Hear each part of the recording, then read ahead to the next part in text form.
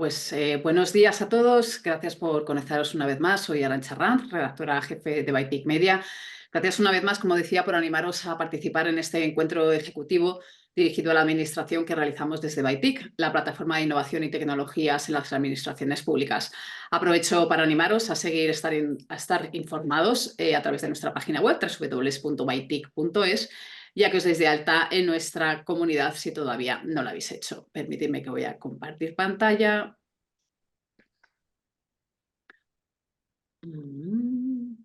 Pues bueno, estas cosas suelen pasar. No sé qué está haciendo, pero debe ser que ha cambiado la aplicación y no me aparece como se lo va a aparecer. Me da miedo compartir pantalla, así que por si acaso lo vamos a hacer esta vez de manera diferente. Como os decía, tenemos un interesante encuentro hoy que hemos titulado Prevención y Supervisión ante un ciberataque en las administraciones públicas y que patrocina a RC Server, al que doy las gracias por patrocinar el encuentro.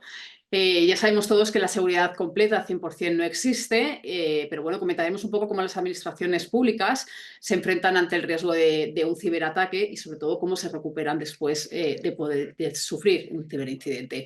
En este webinar, además, RCServe podrá comentarnos cómo establecer una correcta estrategia de ciberseguridad y podremos comentarlo pues con los alumnos públicos que hoy nos acompañan y a los que voy a dar la bienvenida y a presentar. En primer lugar, quería dar las gracias y la bienvenida a Óscar Díaz, director del Centro de Competencias en Ciberseguridad de la Agencia de Ciberseguridad de Cataluña.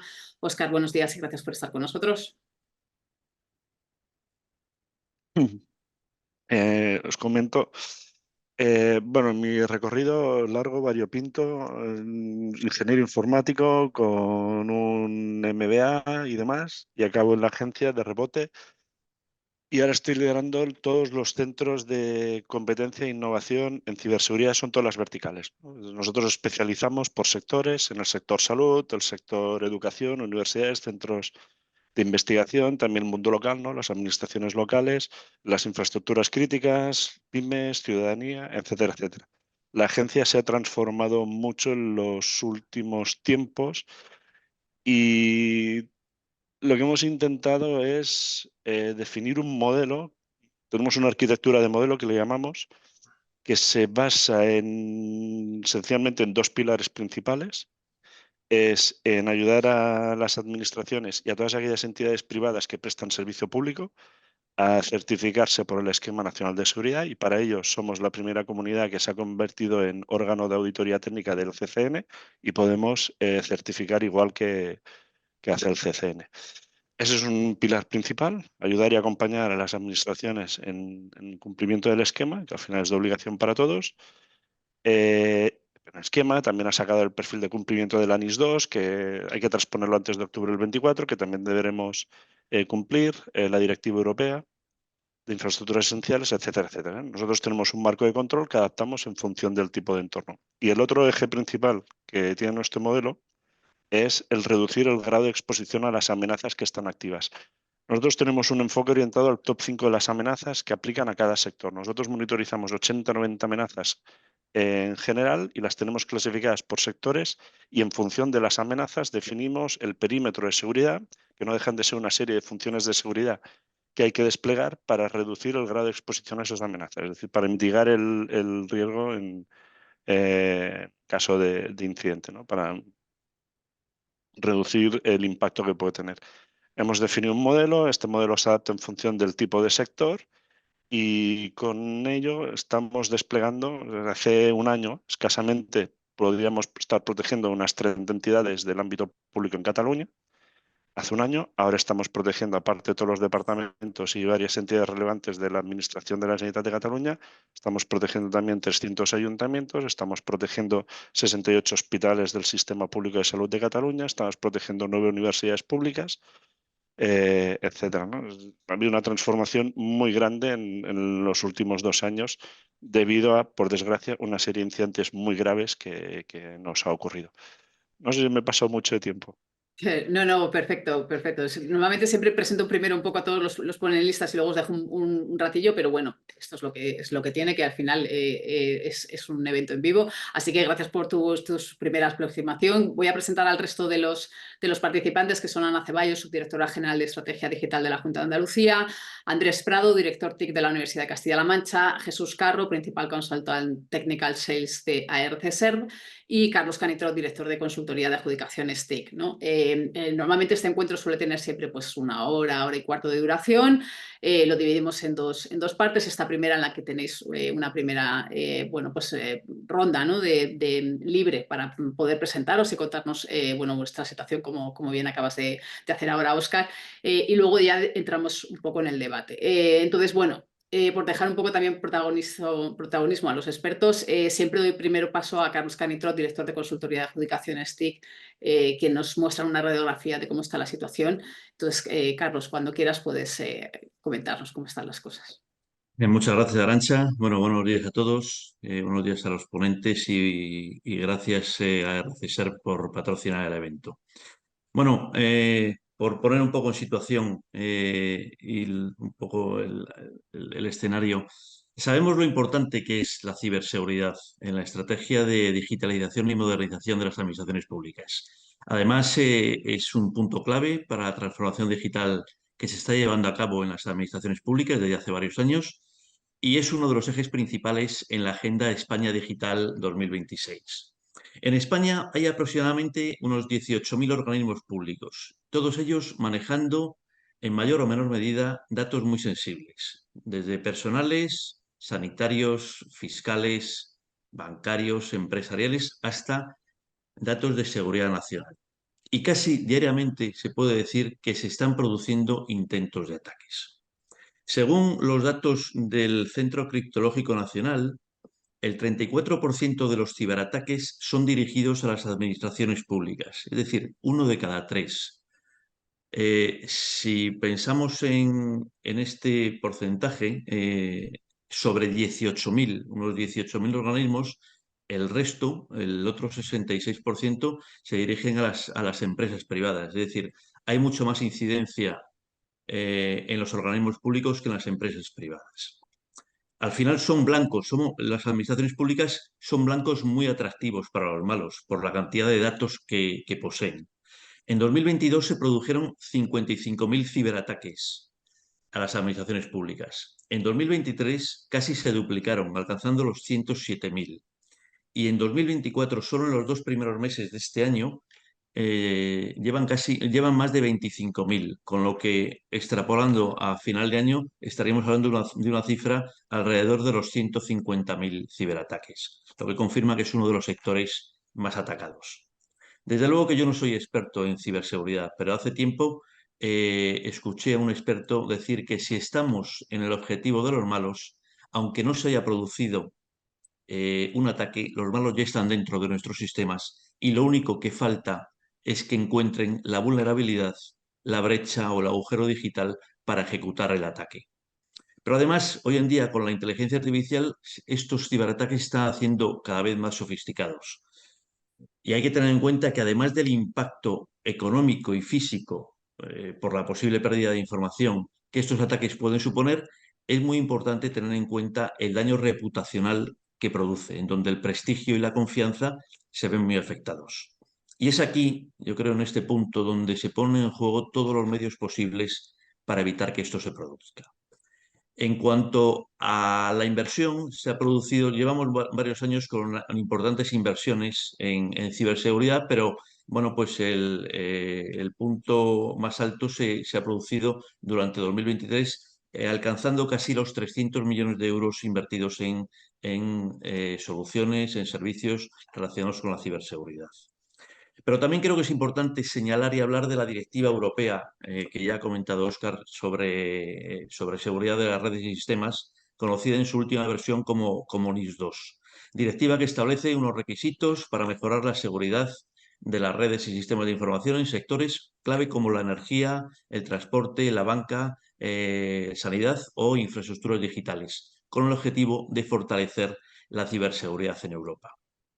¿Qué aspectos clave incluye esta directiva? Por citar algunos. la ampliación del ámbito de aplicación, al incluir nuevos sectores como los proveedores de servicios digitales y estableciendo requisitos más estrictos para los proveedores de servicios esenciales. También requisitos de notificación de incidentes. Hay nuevos requisitos más detallados para que tanto los operadores como los proveedores de servicios públicos digitales notifiquen los incidentes de seguridad a las autoridades pertinentes.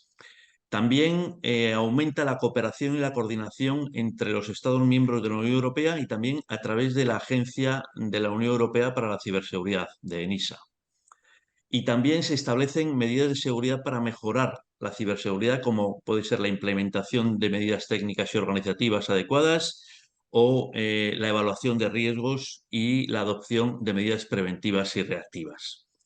La NIS2 representa un paso importante para fortalecer la ciberseguridad en Europa y para garantizar la protección de infraestructuras críticas y servicios digitales. Su implementación efectiva requiere de una colaboración activa entre las administraciones públicas y las autoridades reguladoras, pero lo que queda súper claro es que tanto la prevención como la supervivencia ante un ciberataque son cruciales en la era digital. ¿Qué medidas se deben de tomar? Por citar algunas, seguro que luego citaréis otras nuevas, pero por citar algunas, la implementación de políticas de seguridad con auditorías regulares o la actualización del software o medidas de seguridad avanzadas. Por supuesto, una respuesta rápida y eficiente ante cualquier ciberataque y algo que, bueno, pues que luego seguro que ARC nos va a comentar, la copia de seguridad y la recuperación de datos fundamentales. Por último, me gustaría hablar de algunos de los retos a los que se enfrentan las administraciones públicas para la implantación de soluciones de seguridad. Voy a citar algunos, pero seguro que también que luego surgen otros.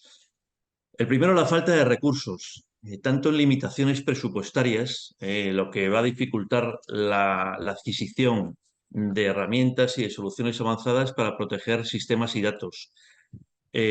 También la escasez de personal cualificado, que va a dificultar la implementación y la gestión de herramientas y de soluciones. Ya conocemos además las dificultades que tienen las administraciones públicas para contratar y retener talento en el mercado actual. Otro reto, las amenazas continuas y persistentes. Los malos no paran de buscar brechas para infiltrarse, evolucionando constantemente sus técnicas y estrategias para sortear las defensas. Esto va a suponer para las administraciones públicas que estén al tanto de las últimas amenazas y que tengan sus sistemas actualizados. El trabajo remoto, que ha introducido desafíos para las administraciones públicas, como el acceso remoto a los sistemas desde ubicaciones fuera de las redes seguras de las administraciones públicas o la vulnerabilidad de las redes domésticas que aumentan el riesgo de malware, de phishing o de cualquier otro tipo de ataque. O también la capacidad de respuesta a incidentes que disminuye, lógicamente, al trabajar de forma remota y que también puede ser más fácil de puede ser más difícil de detectar en redes dispersas. Otro reto es otro desafío, la brecha de seguridad de terceros. Cada vez la dependencia de las administraciones públicas de proveedores externos aumenta. Y una brecha de seguridad en un proveedor puede suponer un riesgo muy elevado para las administraciones públicas. Y como último reto, yo citaría la falta de conciencia de seguridad personal. Creo que la concienciación en ciberseguridad es una parte fundamental en cualquier estrategia de protección de sistemas informáticos. Muchas vulnerabilidades provienen de errores humanos, como hacer clic en enlaces maliciosos, revelar información confidencial o utilizar contraseñas débiles. En definitiva, y concluyendo, creo que es esencial educar sobre estos riesgos y prácticas para fortalecer la postura de ciberseguridad y reducir significativamente el riesgo de sufrir un ataque. Básicamente, significa estar informado y ser consciente de las amenazas y de los riesgos asociados con la seguridad informática. Gracias. Nada más. Muchísimas gracias, como siempre, Carlos, por tu primera aproximación. Como decías, bueno, pues la concienciación y la información es fundamental y eso también intentamos hacer desde BITIC también con este tipo de seminarios. Quiero darle la palabra ahora a Ana Ceballos, subdirectora general de Estrategia Digital de la Junta de Andalucía, para que nos cuente un poco cómo se aproximan ellos al tema de la ciberseguridad. Ana, cuando quieras. Buenos días y muchas gracias por contar con nosotros para este interesante debate. Comentaros que, bueno, pues desde la Junta de Andalucía se está muy concienciado en la necesidad de la protección de nuestros activos, que fundamentalmente es los datos de los ciudadanos. ¿Vale? Como hemos comentado otros compañeros que han intervenido ya, el gran atractivo de la administración es la ingente cantidad de datos que tiene de todo tipo, datos en muchos casos muy sensibles, datos de salud, datos de antecedentes penales, datos de bancarios, financieros de los ciudadanos, y pues ese es el principal atractivo para los atacantes, ¿vale?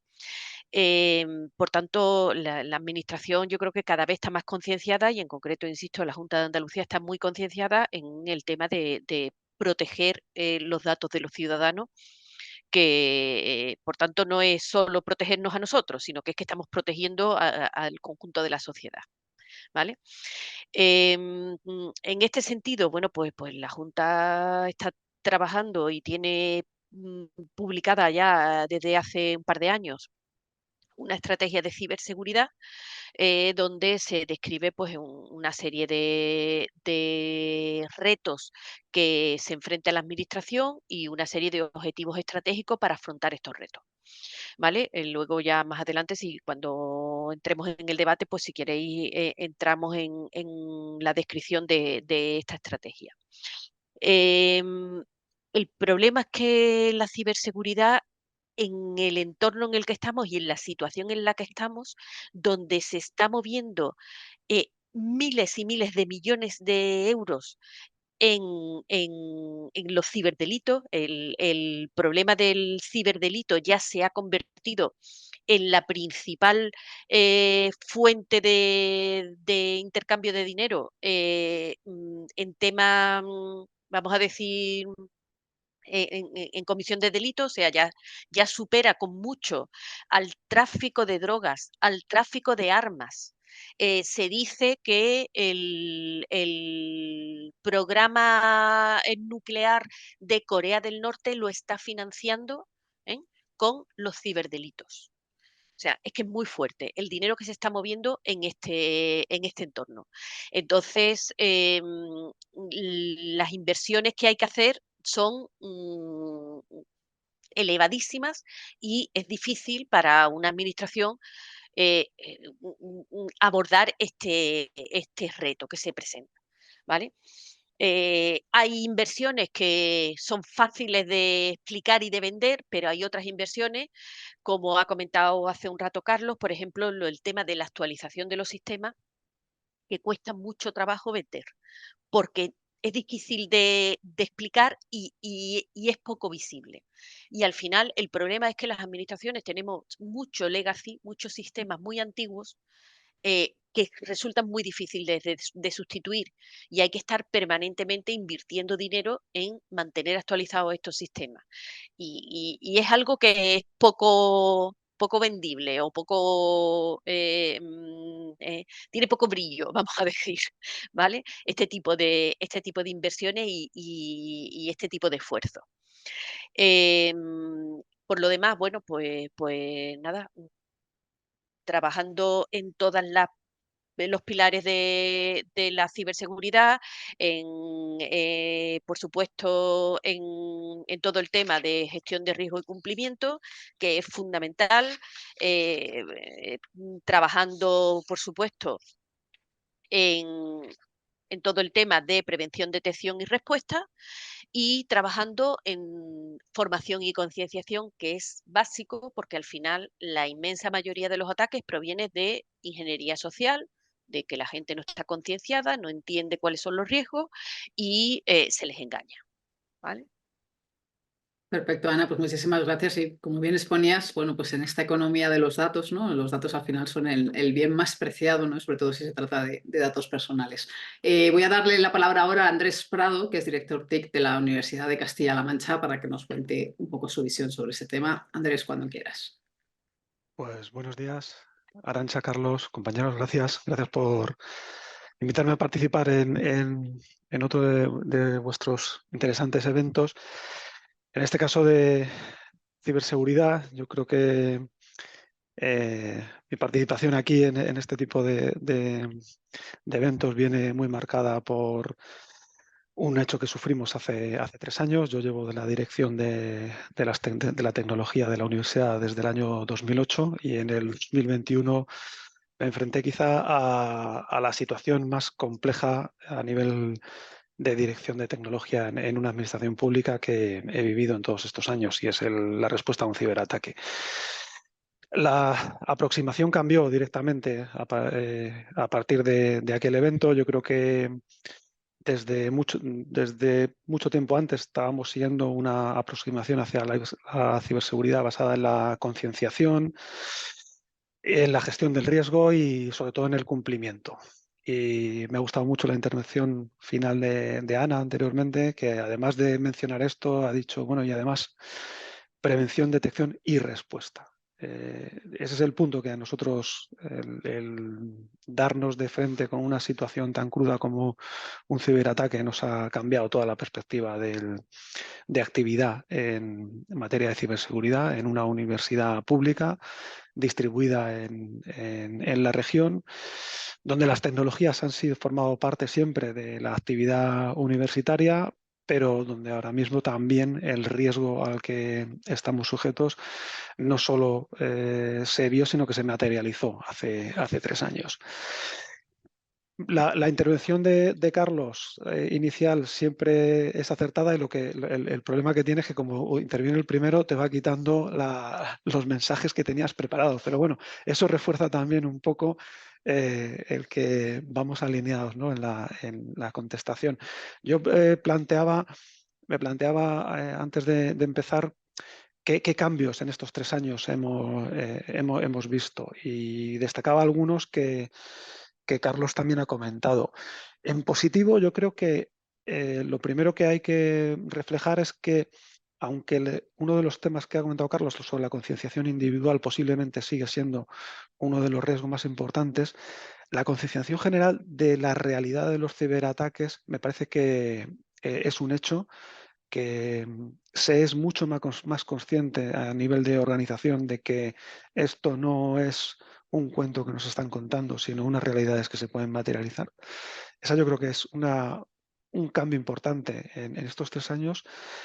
Otro que me gustaría reflejar es el de la colaboración entre administraciones, y una colaboración ya que está llegando a situaciones mucho más adecuadas a la situación que vivimos que la que teníamos hace unos años. Aquí querrá reflejar, por ejemplo, la iniciativa de la red de SOCs, que me parece una iniciativa muy útil y muy en la línea de trabajar de manera colaborativa con una amenaza que sigue estando ahí y que va creciendo. Decía antes que Carlos decía que era continua, y que además empieza a hacer uso de las tecnologías que empiezan también a dibujar un panorama completamente diferente en muchos sectores, pero también en de la seguridad, como la inteligencia artificial. Y las dos cuestiones recurrentes, pasen 3 o 5 años, la limitación de recursos. Es verdad que el tema de los fondos, el Next Generation, parece que ha tenido impacto directo, y ha habido alguna aportación de Carlos también en ese sentido. Pero yo creo que es complicado sostenerla y convencer a las organizaciones de que esto es una realidad, una inversión y no un gasto, que decimos siempre. Y la otra es el talento. A la problemática habitual de adquisición de talento desde las administraciones públicas se suma la limitación que existe en el entorno de la tecnología, y mucho más el de la ciberseguridad, lo cual nos lleva a entornos de colaboración que van más allá del entorno público y que creo que fundamentalmente debemos contar también con el sector privado. Yo creo que ese es el enfoque un poco de cuestiones que he ido viendo cambiar en estos últimos 3 años. Perfecto, Andrés, pues muchísimas gracias por tu aproximación. Ya sabes que siempre es muy valiosa tu aportación porque, como se suele decir, hay dos tipos de organismos, los que han sido atacados y los que aún no saben que han sido atacados. Entonces, bueno, en tu caso, que sabes que lo habéis sufrido en propias carnes, bueno, pues siempre es un buen ejemplo, ¿no? En el saber cómo lo gestionasteis y cómo recuperasteis de aquello. Voy a darle la palabra ahora a Jesús Carro, que es principal consultant Technical Sales de ARC-SERV. Jesús, cuéntanos. Muchas gracias a Bytic por invitarnos y a los ponentes por sus interesantes comentarios. Y bueno, creo que vamos todos bastante alineados aquí. Nosotros desde ARC-SERV lo que estamos ofreciendo ya desde hace más de 30 años es la capacidad de proteger todo lo que es infraestructura crítica, ¿vale? En lo que son los datos, ya sean temas de on-premise, cloud, SaaS, aplicaciones SaaS, esa es la especialidad. Esto va muy ligado a todo lo que es temas de ciberataques, ¿vale? Donde, como estamos viendo, como ha comentado ya Ana, el tema de, sobre todo el ransomware, pues se está convirtiendo en un negocio que escapa a todo control, ¿vale? Es un secuestro de los datos que estamos viendo, pues ahora parece un poco menos, pero los ataques se siguen produciendo, pero en la prensa se suelen ver bastante a menudo, ¿vale? Entonces, lo que tenemos que tener claro es que tenemos que ser capaces de recuperarnos ante cualquier tipo de ataque, sobre todo ransomware, de secuestro de datos, donde pues este tipo de atacantes con cierta impunidad pues están invirtiendo recursos ingentes de datos, ¿no? Aquí comentar en un caso reciente, cuando estábamos ayudando a uno de nuestros clientes a recuperarse de un ataque ransomware, pues ya sabéis que cuando se produce el ataque sustituyen determinados archivos por un archivo de texto que te dicen cómo contactarles y demás. Y entonces lo que ponía en ese archivo de texto era: has sido atacado, tenemos las claves de desencriptación, para conseguir las claves, por favor, ponte en contacto con nuestro departamento de ventas, tal cual.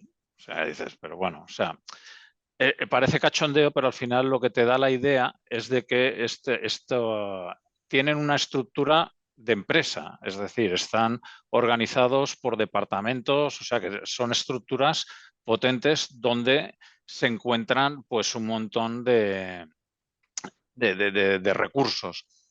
Luego también aquí algo también que se está viendo es que, y esto lo tenemos con alguno de nuestros socios tecnológicos como Sophos, donde en sus informes anuales van comentando que existen cada vez más lo que podría ser como hackeo a la demanda. Es decir, tú qué sectores quieres hackear, en qué verticales, en qué territorios, de qué manera, y ellos tecnológicamente te hacen, pues, o modifican el ransomware existente o lo que sea para que se adapte a este tipo de ataques. ¿Qué significa? Que incluso criminales que no tienen un background tecnológico son capaces de cometer estos crímenes. Y bueno, y nadie mejor que vosotros, que pues cuando tenéis acceso pues a los informes de firewalls y demás, pues veis que cada día hay cientos, si no miles de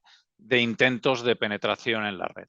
De todas formas, aquí también es verdad, y esto creo que hasta el momento hemos coincidido todos, Andrés, Carlos, Ana, y es que hay un punto muy crítico y muchas veces es el punto más débil, y es el usuario y la concienciación, ¿vale?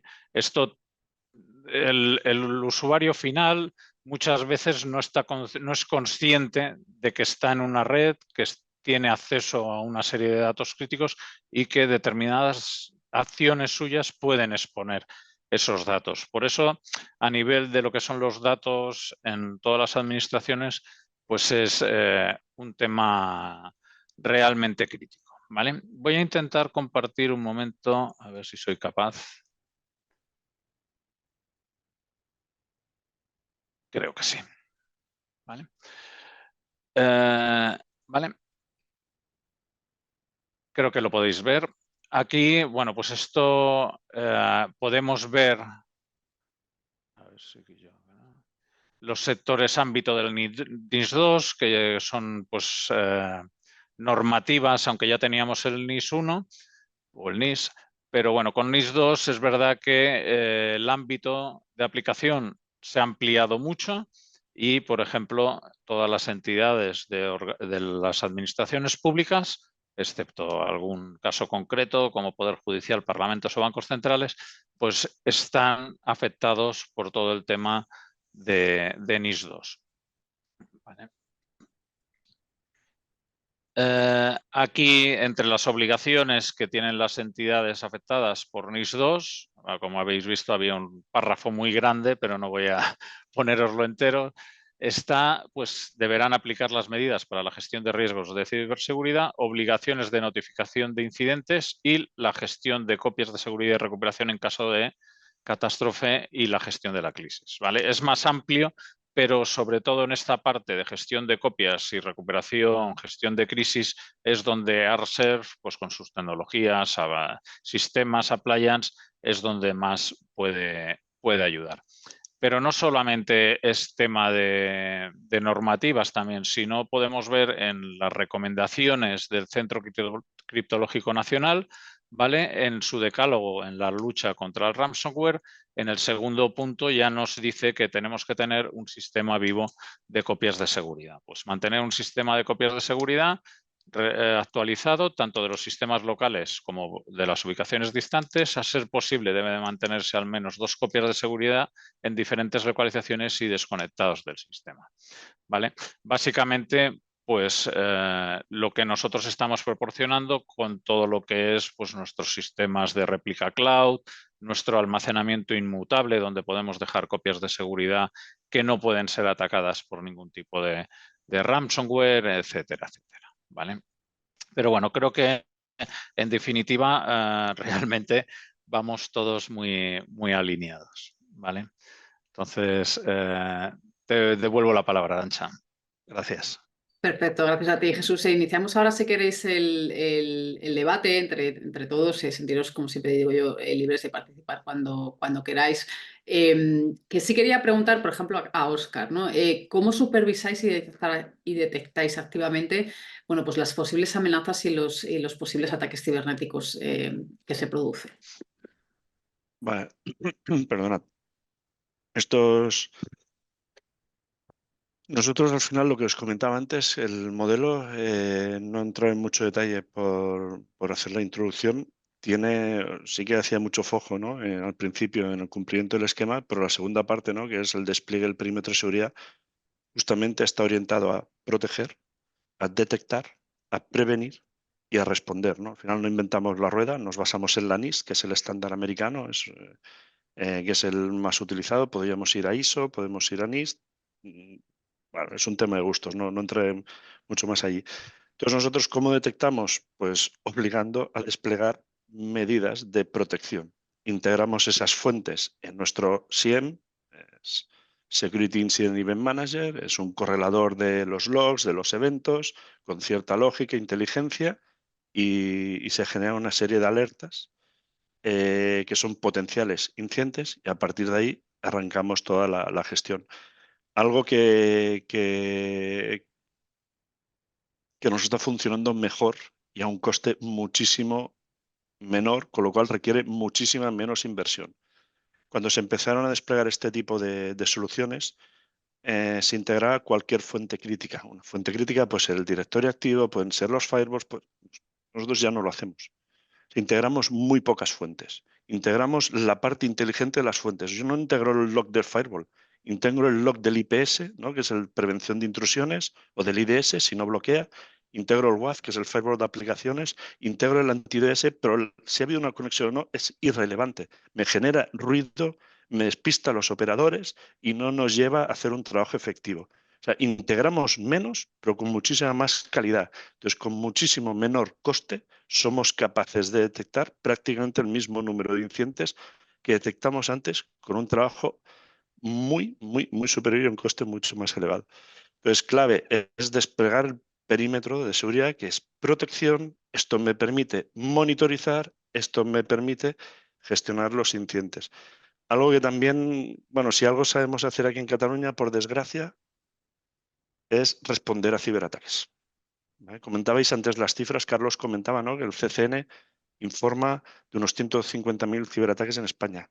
Pues de Cataluña son 2.000 ciberataques, los que hemos gestionado solo de la parte que monitorizamos, 2.000 incidentes, pero es que recibimos 4.400 millones de ciberataques que el perímetro de seguridad repelió de manera automática. 2.000 fueron los incidentes, 4.400 millones, y tenemos un crecimiento sostenido del 400% de los ciberataques cada año. Esto es algo ya, en algún momento, no nos va a caber el numerito. Vamos a tener que cambiar el cuadro de mando porque el número crece tanto que no nos cabe. Entonces, clave, monitorizar. Monitorizar. Y para monitorizar hay que invertir. Esto es como poner las videocámaras en casa, ¿no? Es decir, podemos poner videocámaras en la entrada, en los pasillos, en alguna habitación importante, y podemos poner sensores en las ventanas, pero no ponemos una videocámara en cada habitación, no ponemos una videocámara en el baño, no ponemos un sensor en las puertas interiores, solo ponemos los sensores en las puertas exteriores. Eso es lo que hacíamos antes. Poníamos sensores en todos sitios. Ahora intentamos poner sensores allí donde realmente es efectivo, y con muchísimo menos trabajo podemos cubrir lo mismo. Entonces yo resumiría: desplegar tecnología de protección, y esto tiene que ver con la protección del puesto de trabajo, ¿no? Los EDRs, el antivirus, los EDRs, la protección de la navegación, la protección del correo, tiene que ver con la protección de los sistemas, los IPS, los WAF, para proteger los sistemas, tiene que ver con otros temas. Pero bueno, esencialmente eso. En el caso de otras administraciones, estaba pensando, por ejemplo, en la Junta de Andalucía, que no sé si por tamaño se puede comparar un poco con Cataluña. ¿Vuestra aproximación es parecida? ¿Es distinta, Ana? Bueno, al final la aproximación tiene que ser parecida, porque al final todos estamos regidos por las mismas normativas y al final pues toda esta normativa te lleva a adoptar una serie de medidas y hacer unas aproximaciones que, bueno, más o menos similares en todos sitios. Bueno, nosotros lo que hicimos fue intentar ordenarnos porque en ciberseguridad, como en otros muchos ámbitos, es fundamental ser sistemático y ordenado, ¿vale? Porque al final te vienen tantos ataques de tantos sitios que tienes que ser sistemático en tu forma de abordar el problema.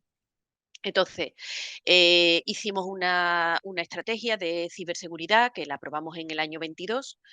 Esta estrategia está planteada hasta el año 25 y en esa estrategia lo que hicimos fue, bueno, pues abordar una serie de, identificar una serie de retos, ¿vale? Que al final estos retos eran, pues, la transformación digital de la administración, el posicionarnos que en una situación de liderazgo en ciberseguridad no podemos ser reactivos, tenemos que ser proactivos, ¿vale? Eh, Evolución de la ciberseguridad en el sector privado. Al final tenemos que hacer un frente común, tenemos que colaborar y el sector privado tiene que estar de nuestro lado y el desarrollo y la atracción del talento. ¿Vale? Se ha mencionado ya en varias intervenciones el talento y esto verdaderamente es un problema. La falta de profesionales del sector y la falta de no solo de profesionales que trabajen en el ámbito de ciberseguridad, sino de el conocimiento de las personas y de la sociedad en general. ¿Vale? Cada uno de estos retos, a su vez, lo abordamos mediante definimos una serie de objetivos estratégicos en cada uno de estos retos. En el caso de la transformación digital de la administración, abordamos, por un lado, lo que era el fortalecimiento de las estructuras de gobierno, que al final es ordenarte, tener claro cómo son los flujos de información que debe de haber dentro de la ciberseguridad, para tener preparado una respuesta ordenada y correcta ante un ciberataque y tener identificado cuáles son los actores y las comunicaciones y los flujos de comunicación que tiene que haber ante una situación como esta, ¿vale? Y por otro lado, reforzar las capacidades de prevención, detección y respuesta ante incidentes. Para ello, montamos en Andalucía, hemos montado el Centro de Ciberseguridad de Andalucía, ¿vale? Y próximamente ya ha anunciado el consejero de Presidencia que nos vamos a convertir en agencia de ciberseguridad, ¿vale? En este centro de ciberseguridad pues hemos montado nuestro SOC y como no puede ser de otra manera, pues ese SOC a su vez está integrado dentro de la Red Nacional de SOC, que al final es otro mecanismo de cooperación importantísimo que tenemos las administraciones y el sector público. Y luego, en cuanto a la parte del liderazgo en ciberseguridad, fundamental la cooperación y la colaboración en aras de extender la capacidad de protección. Volvemos a incidir en lo mismo. Tenemos que colaborar y cooperar tanto entre las distintas administraciones como con el sector privado, ¿vale? Y luego, pues, situar a Andalucía, en nuestro caso, como un referente a nivel nacional e internacional, pues, colaborando con el sector privado. Fundamentalmente estamos trabajando en fomentar la industria de la ciberseguridad, etcétera, etcétera. Por otro lado, en cuanto a la evolución de la ciberseguridad en el sector privado, pues imprescindible mejorar las capacidades de ciberseguridad de las empresas andaluzas. Al final, tenemos que crear un escudo en la sociedad que no es solamente me protejo yo como administración, sino todas las empresas que forman parte de la red empresarial o del ecosistema empresarial andaluz, nos interesa que estén protegidos, porque al final todo está interconectado. Si atacan a una empresa que me sirve a mí o me surte de servicios y yo estoy contratada con ella, yo me siento atacado porque puede estar poniendo en riesgo mi red y puede estar poniendo en riesgo mis datos que tenga esa empresa de mí. Y, por otro lado, poner en marcha y fomentar el que haya una industria potente de ciberseguridad en Andalucía.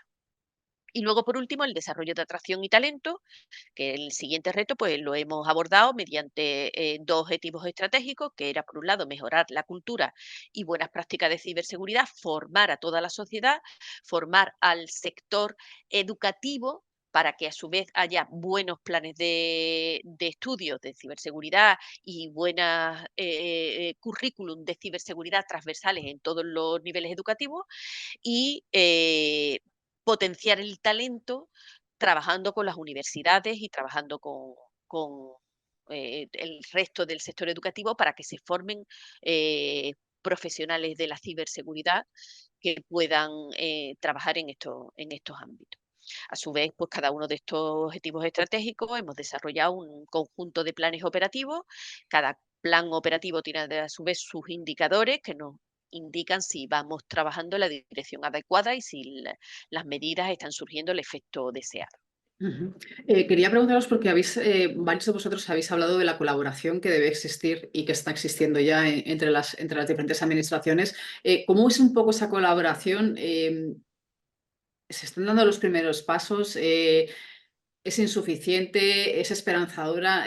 ¿Cómo lo estáis viendo en este terreno? Venga, ¿quién se anima? Venga, yo lo he comentado antes, ¿no?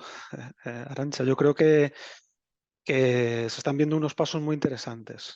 Yo creo que hay dos tipos de colaboración. Una que está normalizada o estructurada, hay otra que no está estructurada, pero que está ahí. En la parte estructurada creo que bueno, pues varios de los compañeros ya han aportado, ¿no? Yo creo que la gran referencia es la red de SOC. Por lo que tiene de colaboración, por lo que tiene de concienciación y por lo que tiene también de relación entre sector público y privado. O sea, yo creo que es una iniciativa muy a seguir en otras materias también. Yo creo que eso es importante. Otra cosa es que nos llegue a las universidades públicas, que esa también estaría muy bien, más allá de las agencias de ciberseguridad regionales que admiro y creo que desde aquí hay que alabar el trabajo que realizan, pero no es el caso habitual en todos los territorios. Yo creo que eso queda por hacer. Espero que situaciones como la de los fondos permitan hacer la inversión necesaria para que eso sea sostenible, pero es una necesidad. Ahí en la parte estructurada, y luego está la que no es estructurada. Yo creo que ya existía, o por lo menos en el sector universitario, en el ámbito de la tecnología, redes de colaboración que se están fortaleciendo cada vez más. Y en el ámbito de seguridad están funcionando.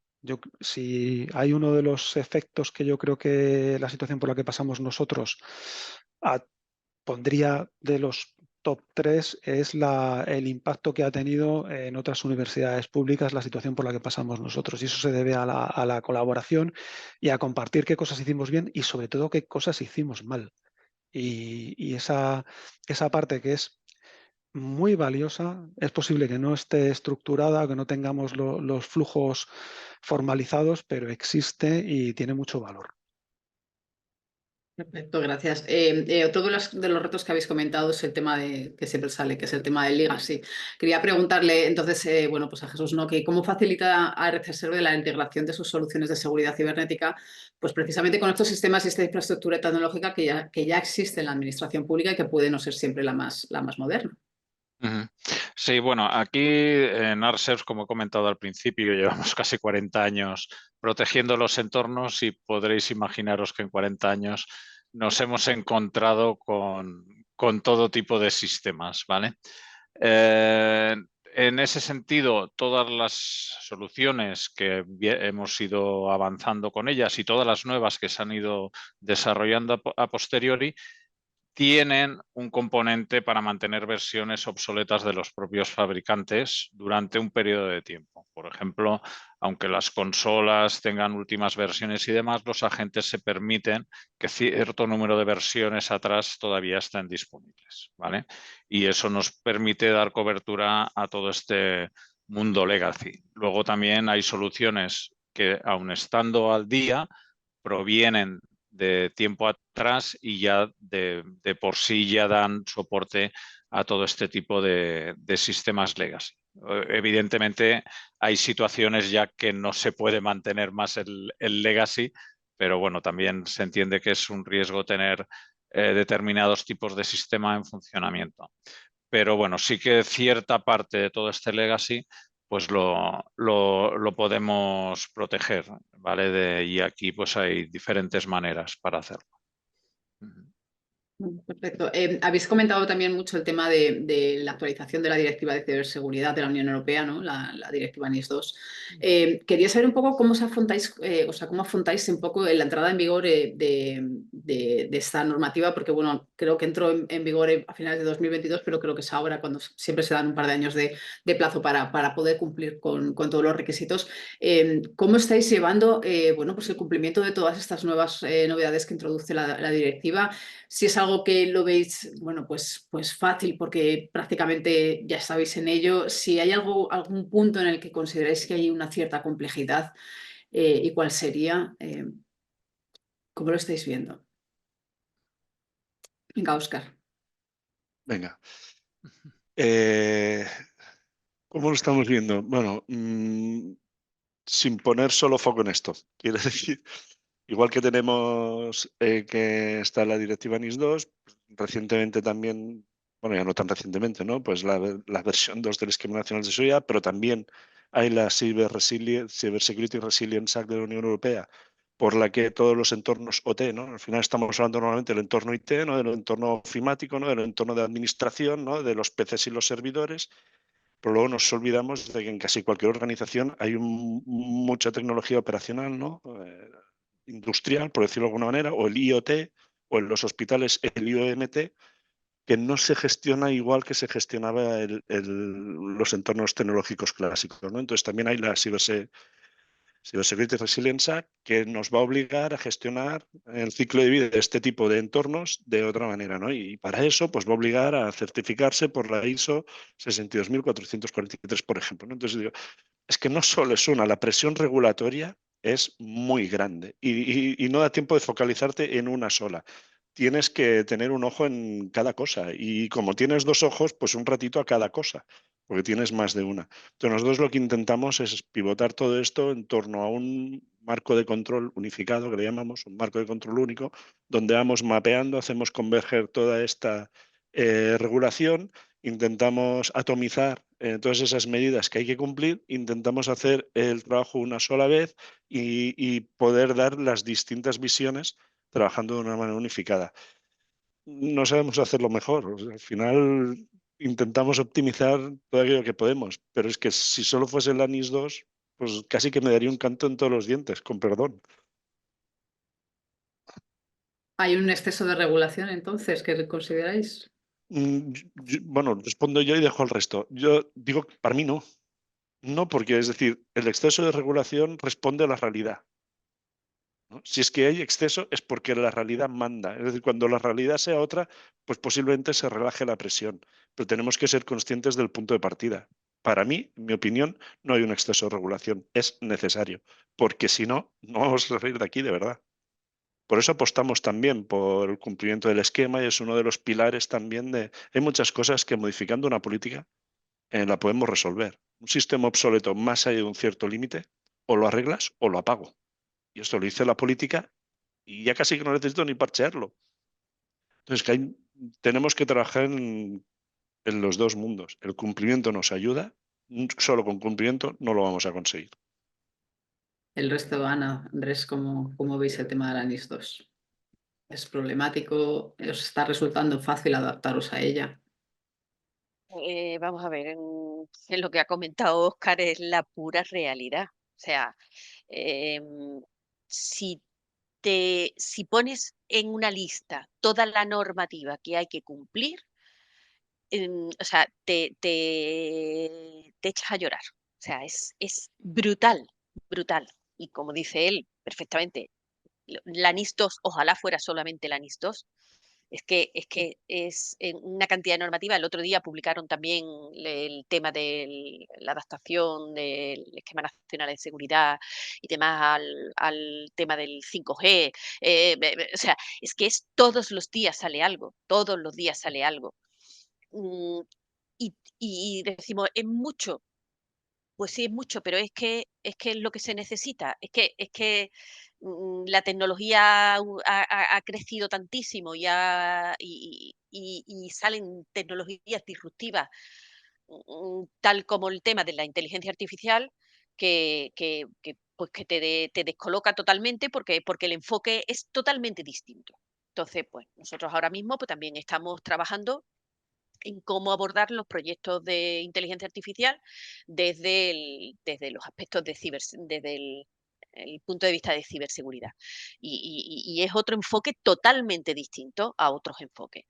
Em, Complicado, la verdad, es complicado. Nosotros ahora mismo pues tenemos un proyecto con los RETEC, em, financiado con los fondos de recuperación y resiliencia en un 75% y un 25% con la comunidad, la aporta la comunidad, donde precisamente estamos trabajando en el tema de la ciberseguridad en IoT y inteligencia artificial en sector salud y Smart Cities.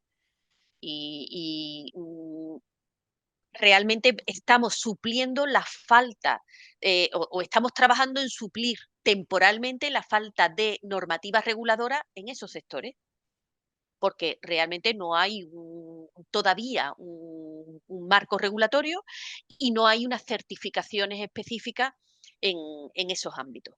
Y entonces, lo que estamos trabajando es en desarrollar ese conjunto de buenas prácticas y porque no vamos a decir normativa, porque no tenemos la capacidad de hacerlo, tendremos que esperar que salga de Europa y luego se transponga a la nacional, pero por lo menos tener ese conjunto de buenas prácticas y ese sello que vamos a dar de conforme a ese conjunto de buenas prácticas. No vamos a decir certificación porque tampoco somos entidad certificadora, ¿vale? Pero O sea, que sí, entiendo, Ana, por lo que dices, que las nuevas amenazas que están surgiendo a través de la inteligencia artificial, las regulaciones que ahora mismo hay en tema de seguridad no dan respuesta a esos posibles ataques. efectivamente, todavía no.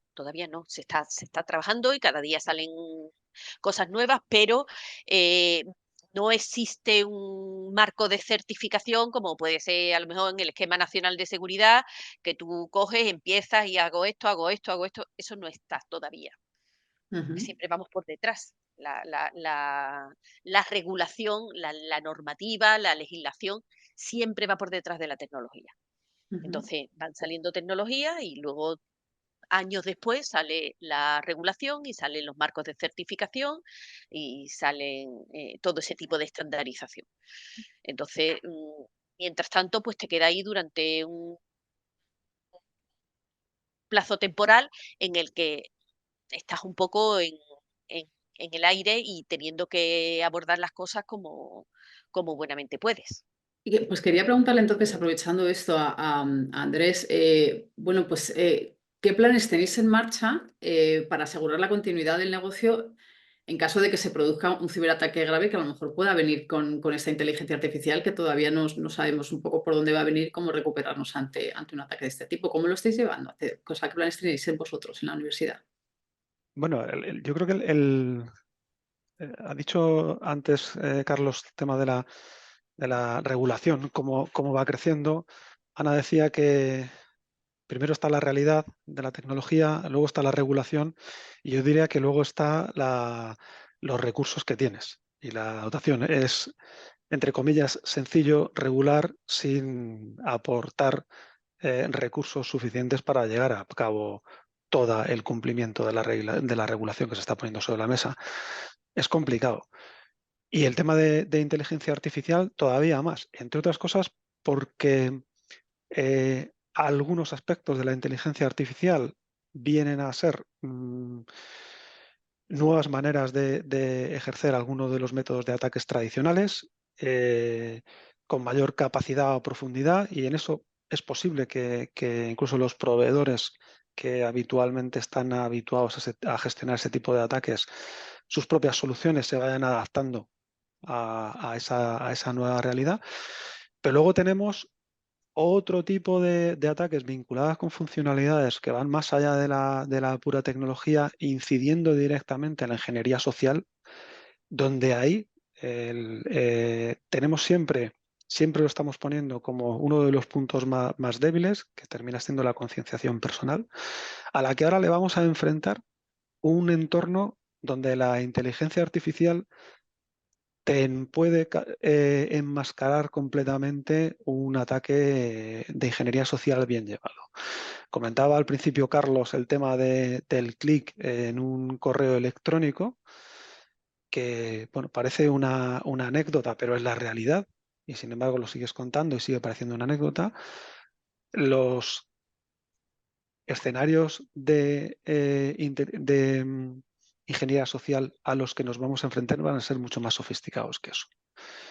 Y ahí la única manera de actuar es directamente la concienciación y formación de nuestros usuarios y nuestros estudiantes. Decía Ana también de la importancia de establecer mecanismos de formación a los estudiantes en todo el ciclo de su formación educativa. Me parece absolutamente fundamental con el escenario que estamos viviendo. Ujú. Óscar. Sí, yo quería complementar lo que comenta Andrés, o sea, absolutamente de acuerdo. Es decir, yo os comento cuando nos hemos orientado a un nuevo ámbito, ¿no? Más allá del propio que era inicial, ¿no? Que era el gobierno de la Generalitat de Cataluña. Lo primero que nos dicen, tengo tres preocupaciones. el primer tema que nos saca a todo el mundo es la formación y la concienciación. El segundo es ¿qué hago cuando tengo un ciberataque? ¿Cómo tengo que responder? No sé cómo organizarme, ¿no? Y para eso hemos definido un protocolo y compartimos con todo el mundo y lo adaptamos incluso sectorialmente. El tercero es, hay presión regulatoria, necesito cumplir con el esquema y demás. Y el cuarto es, si vamos a colaborar con vosotros, que sabemos que a través vuestro podemos hacerlo, necesito tener visibilidad, pues según el esquema la responsabilidad de la ciberseguridad es mía. Por lo cual necesito tener visibilidad clara de lo que estás haciendo por mí, ¿no? Entonces, eso es por centrar un poco las 4 preocupaciones que siempre nos pide todo el mundo. Entonces, volviendo a la primera, el tema formación, el tema de la concienciación, nosotros hemos intentado darle una vuelta. Mucha más gente, ¿eh? Digo, no somos demasiado pioneros en casi nada.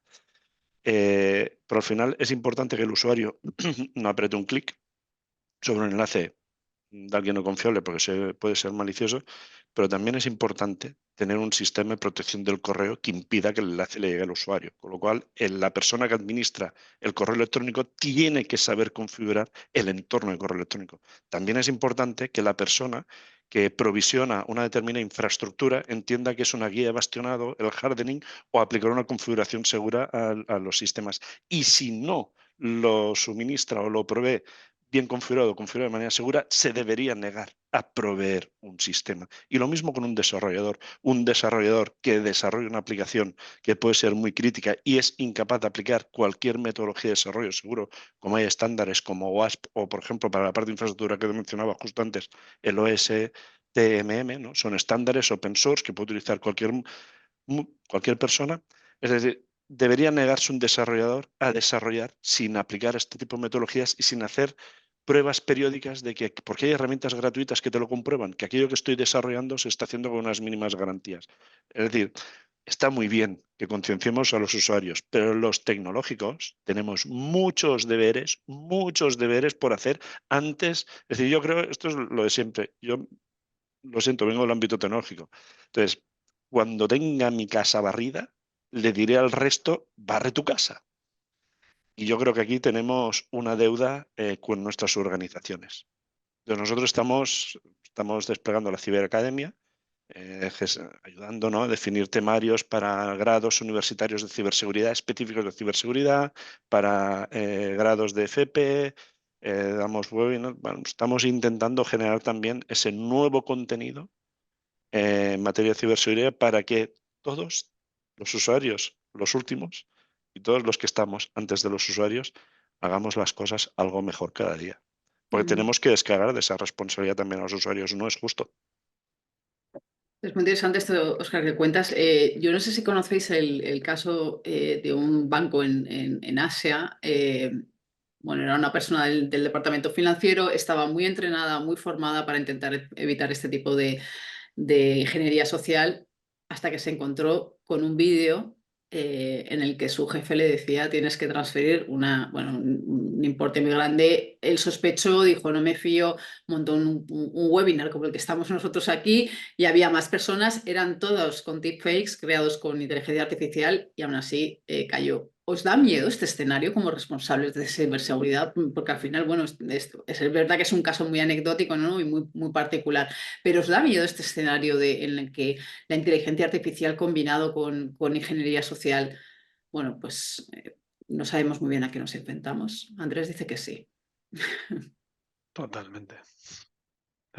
Es que cambia, lo decía antes Ana, es que la forma a la que te tienes que enfrentar va a ser completamente distinta.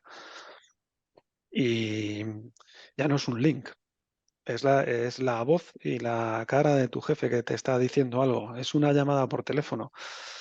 Ojo, que el escenario es para hacerlo pensar.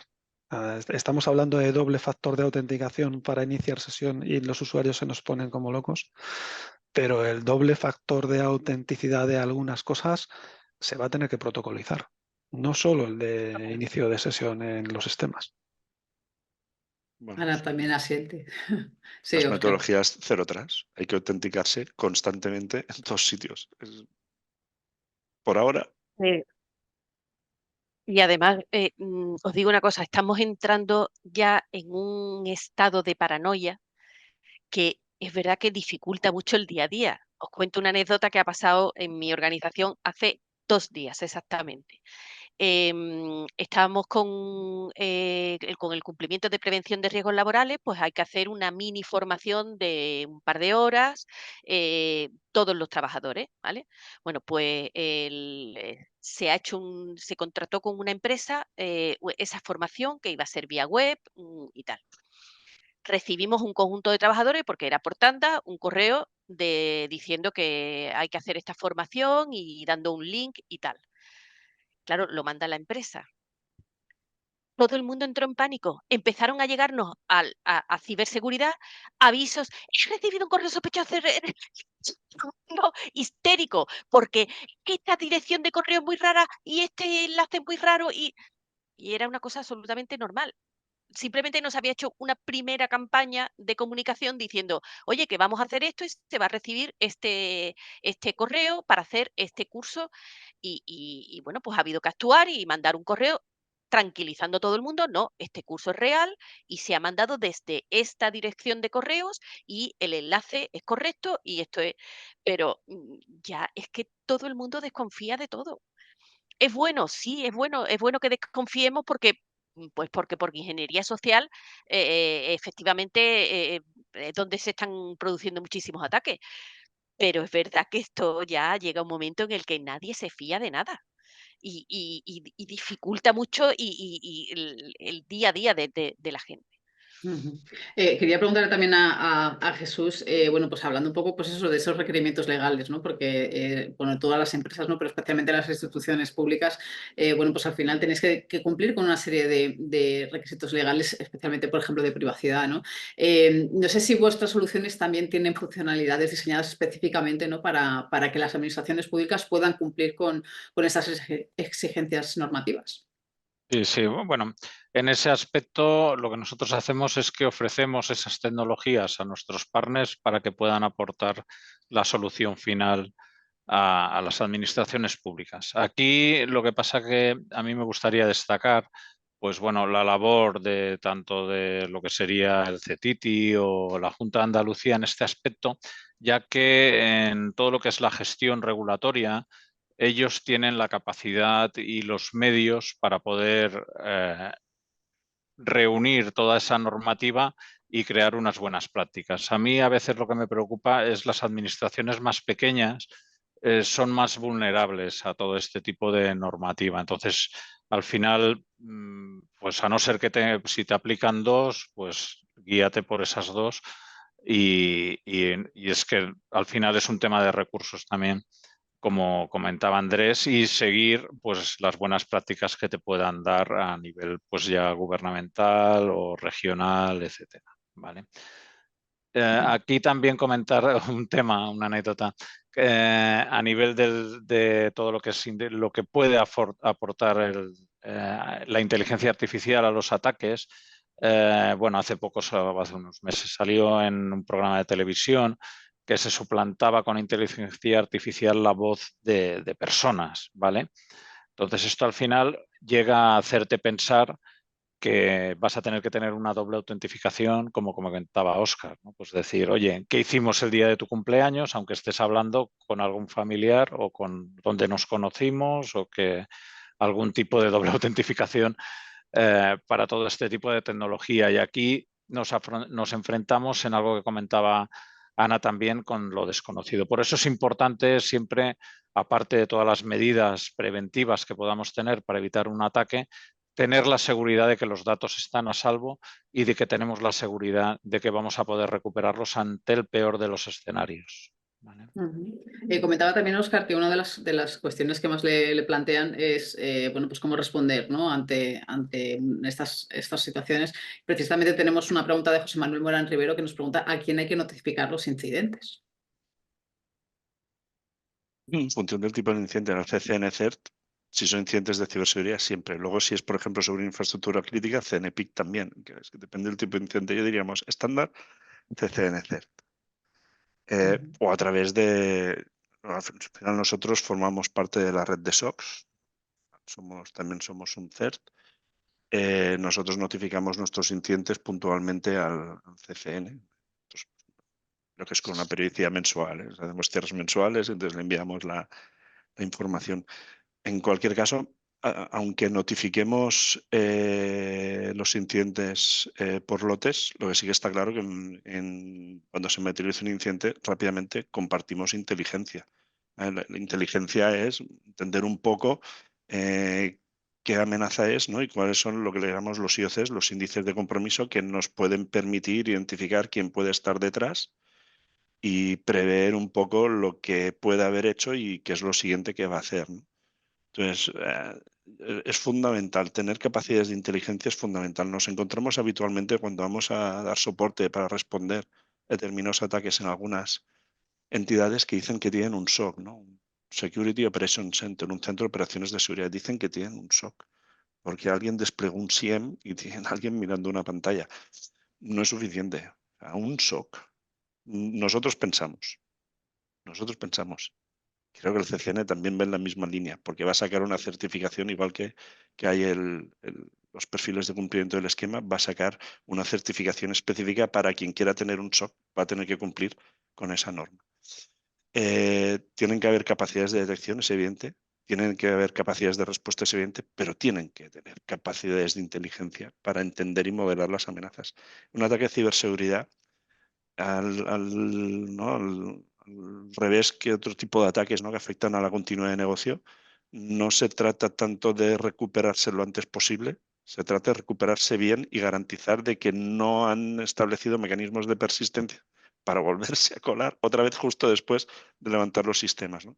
Entonces hay que dedicarle un tiempo a entender qué ha ocurrido, por dónde han entrado, por dónde han pivotado, qué puertas traseras han podido dejar para volver a entrar.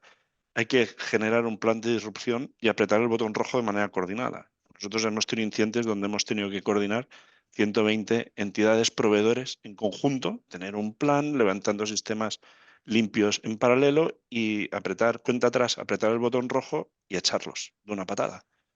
Y luego, pues irnos a cualquier iglesia que tengamos cerca, poner unas cuantas velas para realmente no habernos dejado nada. Pero esto no lo tenemos que hacer habitualmente. Responder a un ciberataque es algo tremendamente complejo y tienes que tener experiencia previa si quieres tener mínimamente éxito. Los primeros ciberataques son muy dolorosos. Hay muchísimo pánico, muchísimos gritos, muchísima incomprensión y la gente con la mejor de las voluntades intenta hacer lo que puede. Nosotros, me estoy enrollando mucho, pero cortarme. Nosotros en el protocolo este que hemos definido de gestión de incidentes que compartimos, hemos separado dos comités, el comité de crisis técnico y luego hay un comité de comunicación donde está la gerencia, comunicación y quien tiene que estar. Toda la comunicación sale de ahí. Es decir, nadie responde nada, la comunicación está aquí, este es el canal, este es el único mensaje oficial, no se atienden a periodistas. Yo me acuerdo hace un año y medio, cada vez que había un ciberincidente aquí, tenía 40 peticiones en LinkedIn, que no os voy a confirmar Es que nada, que dejáis. los periodistas somos así, No, pero era un acoso y el simple hecho de, a través de este protocolo, haber ordenado y haber dicho claramente desde la agencia y haber contactado con todos los medios de comunicación y haber explicado, a partir de ahora, cuando ocurra un ciberincidente, este va a ser el canal por el que os vais a mantener. Esto genera un sosiego espectacular. Espectacular. Todo esto hay que ordenarlo. Todo esto, de verdad, es un tema muchas veces metodológico y son buenas prácticas, pero nos olvidamos de seguirlas. Pues cuando hablabas de las buenas prácticas, sí, Ana, perdona. Perdona. Es importante una cosa que hemos hecho nosotros alguna vez y que próximamente queremos volver a repetirlo, hacer un simulacro. Nosotros Plantear un caso, cuando plantear, desplegamos el modelo, incluye hacer un simulacro. Si no, no plantear damos un por caso desplegada de la capacidad de uso, respuesta. exactamente. Plantear un caso de uso y o varios casos de uso. Nosotros tenemos un caso de uso, por ejemplo, que afecta a infraestructuras críticas, que afecta a temas físicos de pues, un incendio, hay un ciberataque a través de IoT, se produce un incendio en un puerto de Andalucía fundamental y tal. Cosas de ese tipo, no solo ciberataques cibernéticos puros, sino también que afecten a infraestructura y ver cómo somos capaces de responder y si nuestro protocolo es correcto, porque en un simulacro muchas veces encuentras deficiencias. Y eso es importante, requiere muchísimo esfuerzo, ¿eh? Pero está bien, es un ejercicio muy interesante. Decía que antes de tu intervención que cuando estaba Óscar diciendo que lo importante no es solo recuperarse, sino cómo te recuperas, ¿no? Y os veía y estabais Jesús, Ana y Andrés, los tres asintiendo como diciendo, tienes toda la razón, no es cómo te o sea, no es recuperarte, sino también cómo te recuperas. Ahí entiendo que, bueno, pues que las copias de seguridad juegan un papel fundamental. Jesús, no sé si quieres añadir algo más a este sentido.